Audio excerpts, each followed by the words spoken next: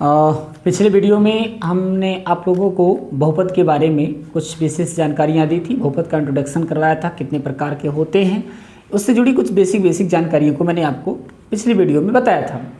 आज की वीडियो में हम ये जानेंगे कि बहुपद का शून्यक और उसका जो आलेखीय निरूपण है वो किस प्रकार से होता है। उसके ज्यामितीय कन्वर्टिंग में, उसके ज्यामितीय निरूपण में अगर हम देखें तो किस प्रकार से ये व्यवहार करता है।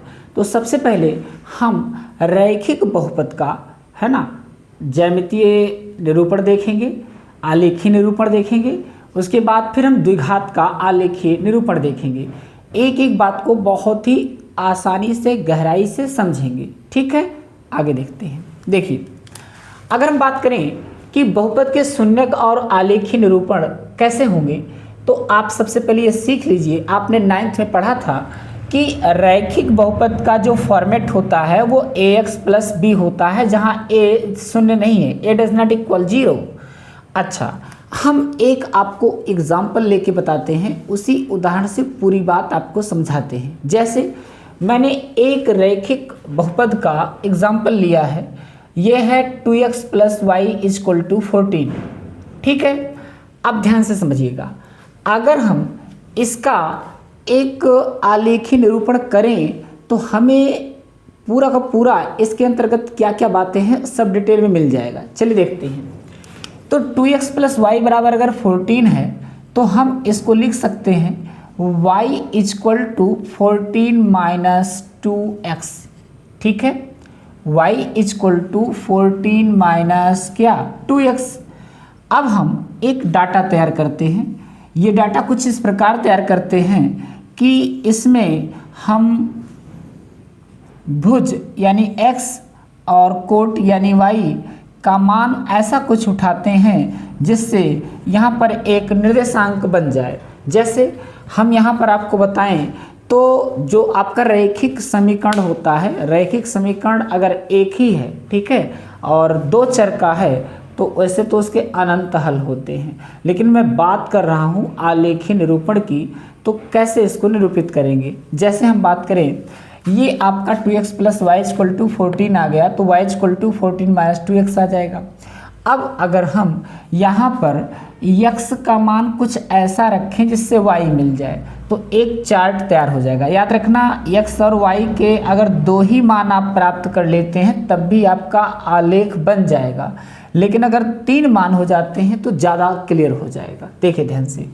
अब यहाँ पर x का ऐसा मान रखो जिससे y का जो मान प्राप्त हो वो पूर्णांक प्राप्त हो, यानी x और y को पूर्णांक के रूप में रखने का प्रयास कीजिए, क्योंकि दशमलव के रूप में रखेंगे तो वहाँ थोड़ा ड्रा करने में, आलेख करने में थोड़ी सी असुविधा हो सकती है। अगर आप पूर्णांक में रखते हैं तो ज़्यादा आसान होगा। देखिए, अगर x का मान हम कितना रख दें, अगर x का मान हम 1 रख दें तो 2 × 2 और 14 में से 2 12 आ जाएगा। ऐसे में 12 आपको दर्शाना पड़ेगा, तो ऐसा काम करो जिससे आसान हो। तो x का मान रख देते हैं हम 3, तो 3 रखेंगे तो 3 दूना 6 हो जाएगा। तो 14 में से 6 घटेगा तो कितना आएगा 8, और y का मान बन जाएगा कितना 8। y का मान कितना बन जाएगा 8। अगर यहाँ x का मान 3 रखे थे, अब 4 रख देते हैं। x का मान अगर 4 रख देंगे, 4 दूना 8, 14 में से 8 गए 6, y का मान क्या आ जाएगा 6, y का मान 6 आ जाएगा। ऐसे ही एक मान और रख लेते हैं, यहाँ पर ले लेते हैं 5, x का मान क्या रख लेते हैं 5, x का मान 5 रख लेते हैं यहाँ पर। तो 5 रखेंगे तो 5 × 2 = 10, 14 में से 10 निकलेगा कितना आ जाएगा 4 आ जाएगा। तो y का मान कितना आ जाएगा 4, y का मान यहाँ पर हमने रख दिया कितना 4। तो हमारे पास एक सारणी तैयार हो गई जिसमें हमने x के कुछ ऐसे मान लिए जिससे y का कुछ प्राप्त हुआ। ठीक है, y के कुछ मान प्राप्त हुए। अब इसी टेबल या सारणी की सहायता से हम इसका ग्राफ बनाते हैं आपको, फिर आपको समझाते हैं कि आखिर ये शून्यक क्या है।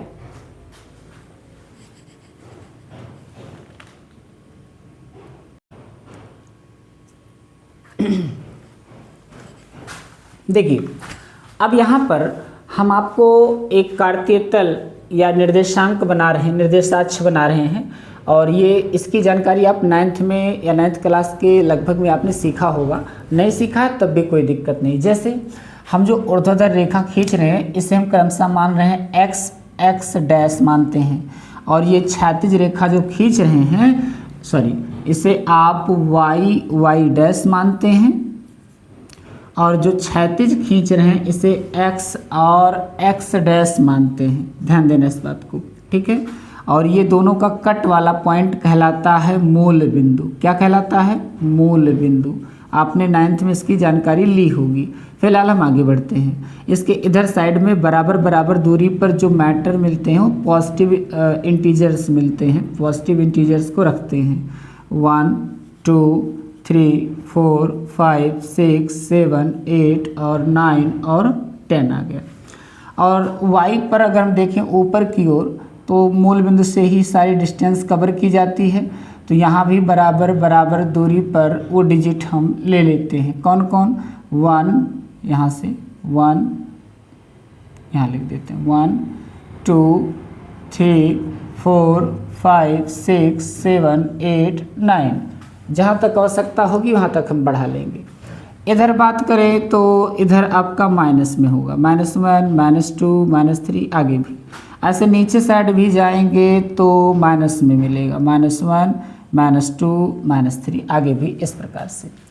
अब हम जो यहाँ पर ये निर्देशांक इन लोगों का x अक्ष और y अक्ष का इस प्रकार से जो निरूपण हमें मिला है, इसका हम निकाल लेते हैं निर्देशांक। जैसे अगर हम बात करें निर्देशांक की, तो अगर x अक्ष पर 3 है, y अक्ष पर 8 है, तो निर्देशांक बनेगा 3 8। ऐसे इसका बन जाएगा 4 6 और इसका बन जाएगा 5 4। ठीक है, ये निर्देशांक हो गया। 9th में आपने सीखा होगा निर्देशांक कैसे लिखा जाता है। अच्छा, अब इस सारणी में जो हमें निर्देशांक मिला है क्रमशः, इसको हम इस पे इनपुट करते हैं, रखते हैं मान को, वैल्यू को। पहला है भुज पर 3 कोटि पर 8, भुज पर 3 कोटि पर 8, इस प्रकार से आगे बढ़ा देते हैं। ये इस प्रकार से, ठीक है। ये आपका पॉइंट मिला कौन सा? 3 8, ठीक है। अगला है 4 6, इस पे चलना है 4, भुज पर कितना चलना है? भाई 4 चलना है, ठीक है। भुज पर 4 और इस पर कितना चलना था? 6 चलना था, सॉरी ज़्यादा हो गया। ये तो ये पॉइंट हो गया कौन सा? 4 6। ऐसे एक और प्रदर्शित करते हैं। अगला है 5 4, मतलब भुज पर 5 और इस पर वो कोटि पर कितना? 4, इस प्रकार से। ये पॉइंट मिला कितना? 5 और 4। तो अब हम अगर देखें इन बिंदुओं को, है ना, अगर इन बिंदुओं को देखें तो थोड़ा सा हम इसको इरेज कर लेते हैं, क्योंकि हमें एक जो बिंदु था वो क्लियर हो चुका है, ठीक है। अच्छा, तो अगर हम इन बिंदुओं को मिलाती हुई एक सीधी रेखा खींचें तो ये कहीं ना कहीं x अक्ष को काट रही होगी, ये कहीं ना कहीं x अक्ष को क्या कर रही होगी? काट रही होगी। तो अगर हम इस प्रकार देखें तो ये रेखा x अक्ष को काट रही है, ठीक है।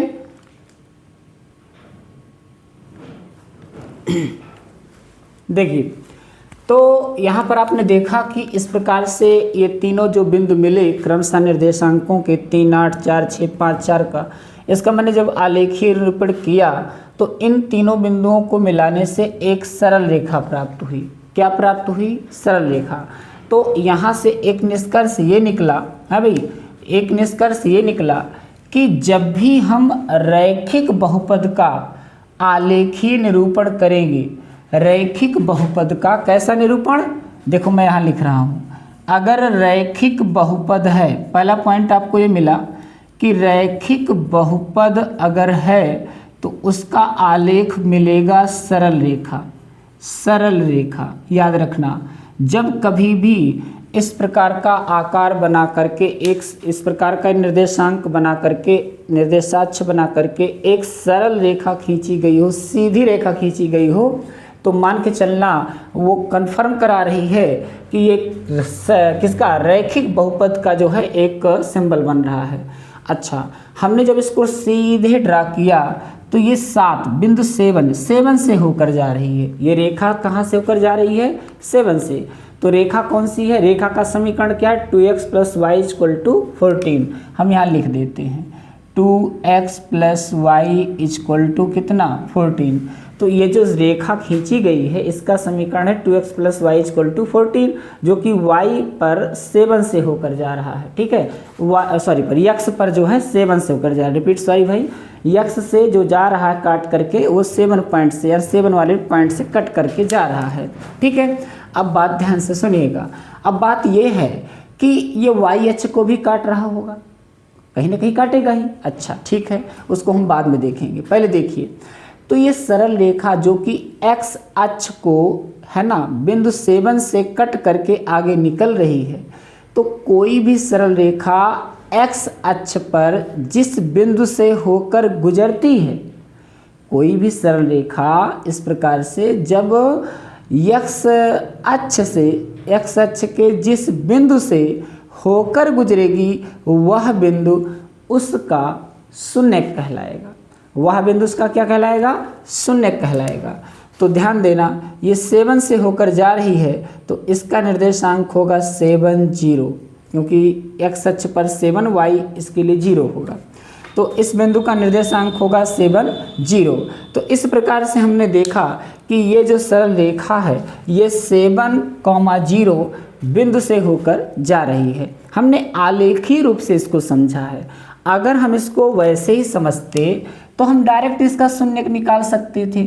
जैसे मैं अगर इसका शून्यक निकालता तो कैसे निकालता? अगर कभी भी शून्यक निकालना है किसी भी समीकरण का तो ध्यान देना, आलेखीय निरूपण में कोई भी रेखा इस प्रकार से जब x अक्ष को जिस बिंदु पर काटती है वही उसका शून्यक होता है। इसको ध्यान देना। तो ये x अक्ष पर इस बिंदु पर ये प्रतिच्छेद हो रही है, इसलिए इसका शून्यक 7 0 बन गया। अब बात करते हैं आलेख के अलावा ऐसे कैसे हल करेंगे।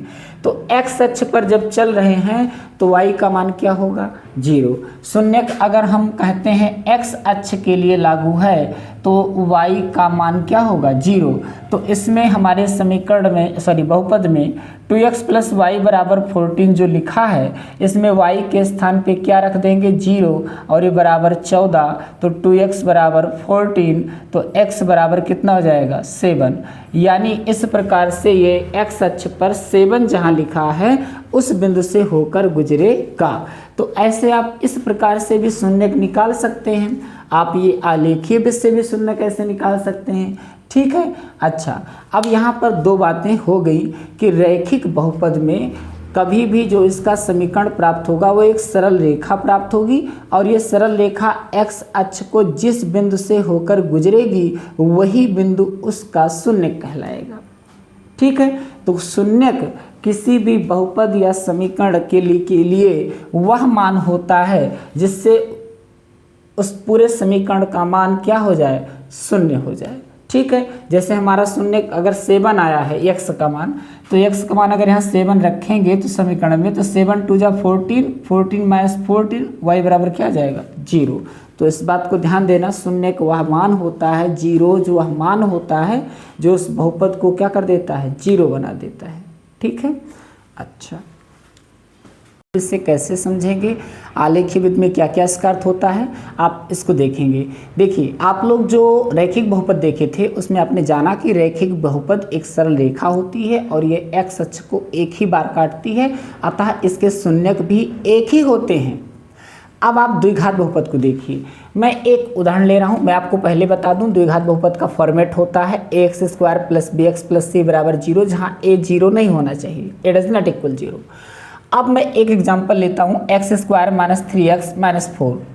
मान लेता हूँ कि ये बहुपद बराबर है y बराबर, इस बहुपद को y के बराबर मान लेते हैं, तो y बराबर बन बैठेगा x² - 3x - 4, ये बन बैठेगा। क्या तो हाँ, अब हम इसके लिए x का कुछ ऐसा मान रखते हैं जिससे y का मान प्राप्त हो जाए और हम निकालते हैं निर्देशांक। जैसे मैं पहले एक टेबल बना लूँ। देखिए, इस टेबल में मैं तय करूंगा भुज और कोटि के मान को। जैसे आप देख पा रहे हैं, अगर मैं यहाँ पर भुज लिखूं, यहाँ कोटि, तो क्रमशः कई मान हम लेंगे यहाँ पर भुज और कोटि के, जिससे फिगर हमारा सही सही बन जाए। और फिगर जब अच्छे से बन जाएगा तो आपको भी बढ़िया से समझ में आएगा। जैसे इस समीकरण के लिए अगर हम x के स्थान पे 0 रख दें, ठीक है, x के स्थान पे 0 रख दें तो ये 0 बन जाएगा, ये भी पूरा 0 बन जाएगा और y बराबर बन बैठेगा -4, y का मान आ जाएगा -4। अब हम x को 1 मान लेते हैं, x को क्या मान लेते हैं 1। तो अगर x को 1 मानेंगे तो 1 का स्क्वायर 1 आ जाएगा, यहाँ 3 और 1 का मल्टीप्लाई 3 आ जाएगा, 1 -3 -2 -4 मिलकर -6, सही है। अब अगर हम x का मान 2 रख दें, x का मान क्या रख दें 2, जहाँ जहाँ x है वहाँ 2 रखते हैं, तो 2 का वर्ग 4 और 3 दूना 6, 4 -6 हल होगा तो -2 आएगा, -2 और -4 मिलकर क्या हो जाएगा, देखो भाई 2 दूना 4 और 3 दूना 6 है ना, 6 और 4 10 और यहाँ पर 4 घटेगा, कितना आ जाएगा -4, कितना जाएगा, नहीं सॉरी गलत हो गया। x का मान 1 रखे थे तो आएगा -2 -4 -6, और x का मान अगर हम 2 रखते हैं तो 2 3 6, 2 दूना 4, 4 -6 है ना, 4 -6 -2 -4 -6 ही आएगा, ठीक है। अब बात करते हैं x बराबर 3 रखते हैं, तो x बराबर अगर 3 रखते हैं तो क्या होगा, x बराबर अगर 3 रखेंगे तो 3 त्रिका 9 और 3 का वर्ग 9, 3 त्रिका 9, 9 में से 9 0 यानी 4 आएगा, -4 आएगा, ठीक है। एक और रख लेते हैं, 4 रख लेते हैं, 4 रखेंगे x का मान तो 4 चौक 16, 4 3 12, 16 में से 12 4, 4 -4 0 आ गया, ठीक है। अब एक बार कुछ माइनस वाले मान को भी रख लेते हैं, जैसे -1 रख लेते हैं, x का मान -1 रखेंगे, -1 का स्क्वायर +1 आएगा और 3 का -1 मल्टीप्लाई +3 हो जाएगा, 3 और 1 मिलकर 4 हो जाएगा, 4 -4 यानी 0 हो जाएगा, ठीक है। और एक मान रख लेते हैं, एक मान और क्या रख लेते हैं, चलो 2 रख लेते हैं, -2 रख लेते हैं, बहुत है, इतना कम नहीं, बहुत हो गया। x का मान अगर -2 रखेंगे तो -2 का स्क्वायर 4 आएगा +4 और 3 दूना 6 +6 +4 मतलब +10 में से 4 घटेगा तो 6 आएगा। -2 रखने पर y का मान कितना आया बताओ, -2 रखने पर y का मान 6 आया, सही है। अच्छा अब आप ध्यान से देखिए, अब इसका हम अक्ष मान निर्देशांक बना लेते हैं, सॉरी भाई, निर्देशांक बना लेते हैं। देखिएगा एक तरफ से निर्देशांक बना लेते हैं, इसका क्या क्या बना और फिर उसके बाद हम संख्या रेखा पर प्रदर्शन कर लेते हैं। तो इसका निर्देशांक x y यानी पहले भुज लिखेंगे, फिर कोट यानी 0 -4 और 1 -6 बना और 2 -6 बना और 3 -4 बना और नेक्स्ट 4 -0 बना, तो -1 0 बना और नेक्स्ट में बना -2 6 बना। इसको हम संख्या रेखा पर प्रदर्शित करते हैं, संख्या रेखा पर प्रदर्शित करके देखते हैं कि इस हिसाब से हमारा मान कैसे कैसे एग्जिस्ट करता है।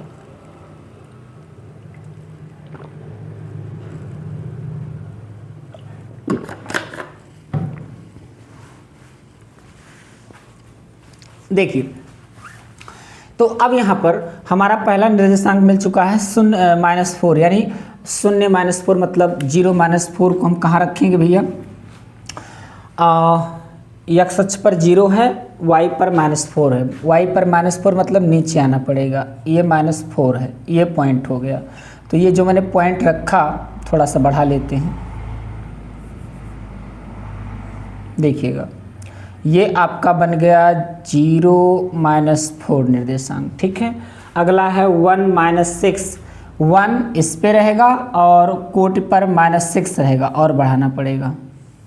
देखिए ये -5, ये -6, ये -7 बना, तो 1 -6 1 ये हो गया और -6 ये हो गया, यानी ये पॉइंट मिला, कौन सा 1 -6, सही है 1 -6, ठीक है।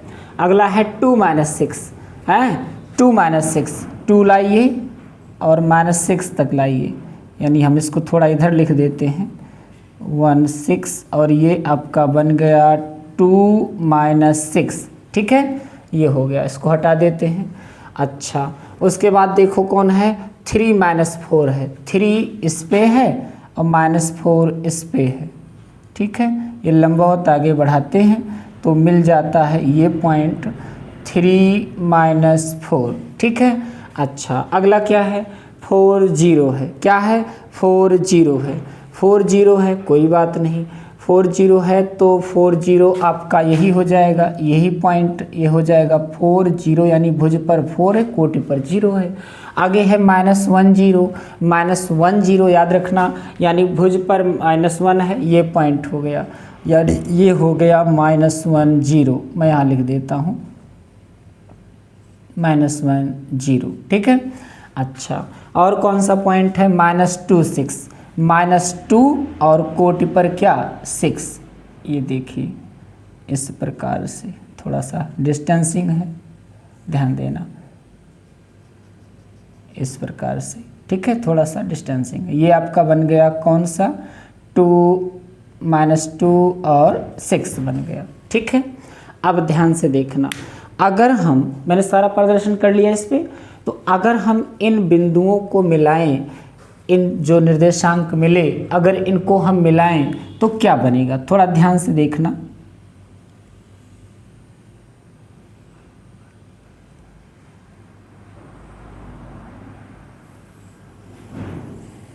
आप देख पा रहे हैं इस प्रकार से ये एक परवलय बना, क्या बना, परवलय बना, परवलय बना। परवलय को क्या कहते हैं, पैराडॉक्स, क्या कहते हैं, पैराडॉक्स कहते हैं, परवलय को क्या कहते हैं, पैराडॉक्स कहते हैं, ठीक है। तो अगर आप ध्यान से देखें तो परवलय को क्या कहते हैं, पैराबोला कहते हैं, सॉरी भाई, पैराबोला कहते हैं।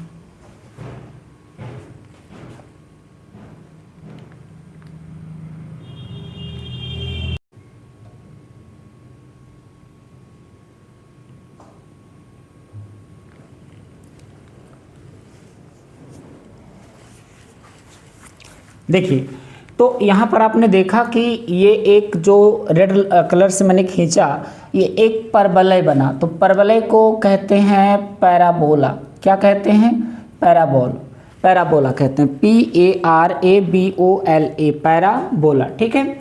अब आप ध्यान से देखिए, तो मैंने जब रैखिक बहुपद का ड्रा किया था तो एक सिंगल रेखा बनी थी, जब मैं द्विघात का खींचा भैया ड्रा आलेख खींचा तो ये एक परवलय बना, पैराबोला बना, ठीक है। अगर आप ध्यान से देखें तो ये पैराबोला इस x अक्ष को, ध्यान देना, इस x अक्ष को काट रहा है किन किन बिंदुओं पर, मैं लिख देता हूँ, ये -1 0 और यहाँ कट है 4 0 पर, तो ये -1 0 और 4 0 ये इसके शून्य को होंगे, जीरोज होंगे। तो अगर हम आपसे कहें कि इसके जीरोज कौन कौन है तो आप कहोगे -1 0 और 4 0, ये इसके क्या बनेंगे, जीरोज बनेंगे, शून्यक बनेंगे। अब आप ध्यान से देखना, जब आप कभी भी द्विघात समीकरण का आलेख खींचते हैं, ध्यान देना, जब आप द्विघात समीकरण या द्विघात बहुपद का आलेख खींचते हैं, ग्राफीय निरूपण करते हैं, तो ये x अक्ष को दो बिंदुओं पर प्रतिच्छेद करेगा, x अक्ष को दो बिंदुओं पर प्रतिच्छेद करेगा।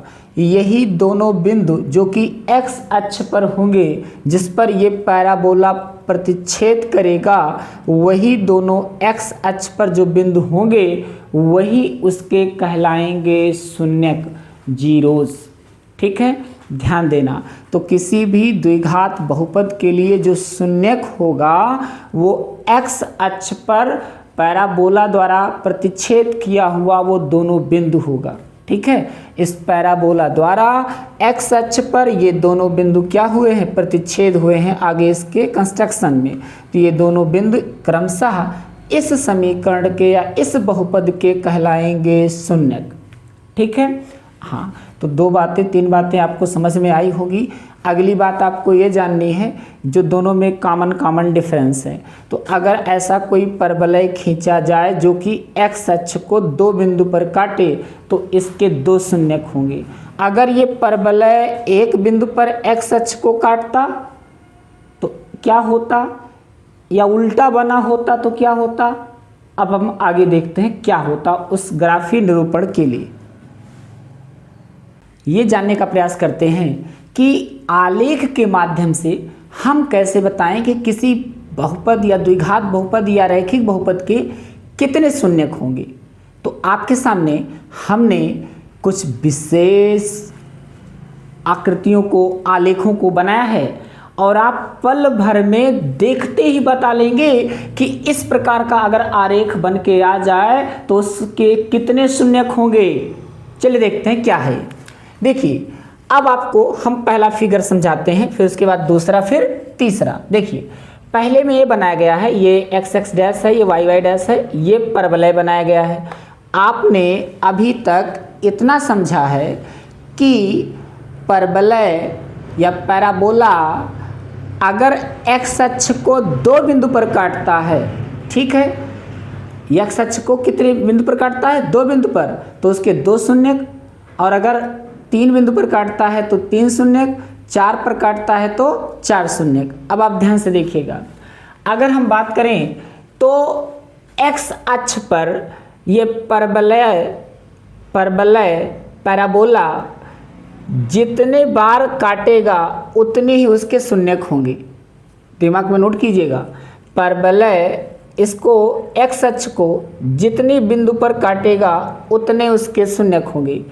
इस डायग्राम में ये परवलय एक्स अक्ष को कितने बिंदुओं पर काट रहा है, 2 बिंदुओं पर। कौन कौन, अगर एक को मान लें A1, इसको मान लें A2, तो इसमें शून्यक कितने हैं, इसमें शून्यक 2 हैं, क्योंकि एक्स अक्ष को 2 बिंदु पर ही काट रहा है। अगले में देखें तो ये उल्टा इसका बनाया गया है, ये ऊपर से 2 बिंदु है तो ये नीचे से जब परवलय खींचा गया है तो इसके 2 बिंदु हैं, इसको A1 और A2 मानते हैं। तो इसमें भी अगर आप देखें तो शून्यक कितना आएगा, 2। क्यों शून्यक 2 आएगा, फिर बताता हूँ क्यों, क्योंकि ये परवलय एक्स अक्ष को 2 बार काट रहा है। ठीक है, आगे देखिए। आगे अगर हम बात करें तो इस सेकंड वाले फिगर में, यहाँ पर इस फिगर में जो परवलय है, पैराबोला है, वो यहाँ पर एक ही बिंदु पर काट रहा है। तो यहाँ थोड़ा समझने की बात है, क्या कि ये वास्तव में पैराबोला जो है वो दो बार एक ही बिंदु पर काट रहा है। एक बार आया फिर उसी बिंदु पर काटा, फिर आया फिर उसी बिंदु पर काटा।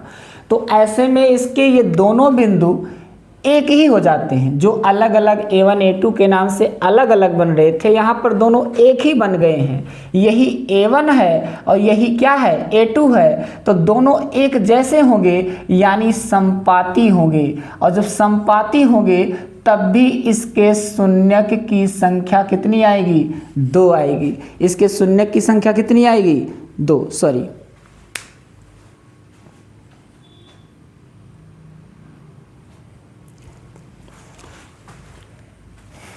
तो इसमें देखा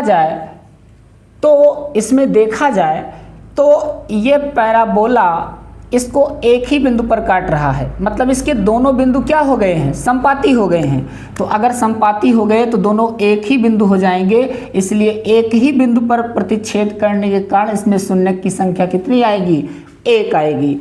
इसमें देख के बताओ, यहाँ भी वही हाल है। ये आपका पैराबोला एक्स अक्ष को एक ही बिंदु पर काट रहा है, इसलिए इसमें भी जो शून्यक होंगे वो एक ही आएंगे।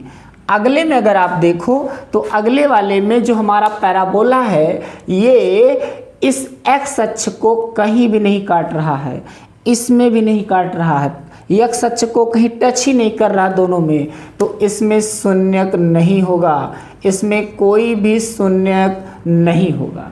तो अगर ऐसे फिगर बना के आपके सामने आ जाए और आपसे पूछा जाए बताओ इसके कितने शून्यक बनेंगे, तो आप क्या बताएंगे, तो आप फिगर देख के बता देंगे चलिए हम आपको एक क्वेश्चन का चैलेंज देते हैं और आप बताइए कि इसमें कितने शून्यक होंगे। देखिए ये आपके सामने फिगर में बना रहा हूं और आप कमेंट में जवाब बताइएगा कि इस पैराबोला के इस द्विघात या इस प्रकार के समीकरण या बहुपद के कितने शून्यक बनेंगे। मैं आपको फिगर बना रहा हूं, बताइए इसके कितने शून्यक बनेंगे। कमेंट में जवाब दीजिए कितने शून्यक।